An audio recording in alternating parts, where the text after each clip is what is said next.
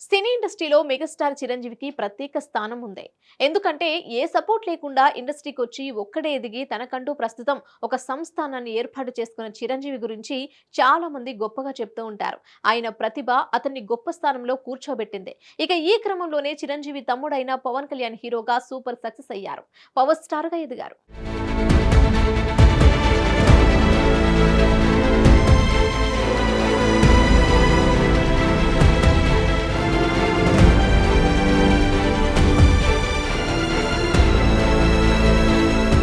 ఇక ఆ సమయంలోనే జనసేన పార్టీ పెట్టి ప్రజలకు సేవ చేయడానికి ప్రత్యేక రాజకీయాల్లోకి పోటీకి దిగారు.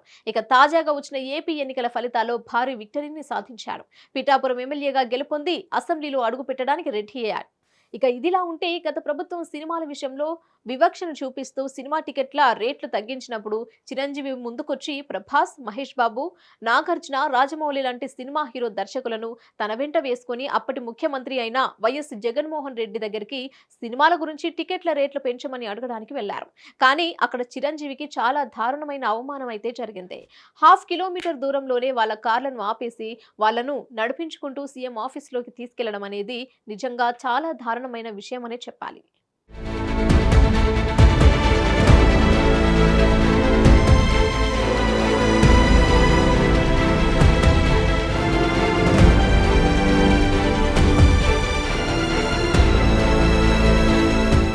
అంతేకాదు చిరంజీవి జగన్మోహన్ రెడ్డితో చేతులు జోడించి దండం పెడుతుంటే జగన్ వెకిలి నవ్వు నవ్వడం అనేది అప్పట్లో పెను సంచలనాన్ని సృష్టించింది.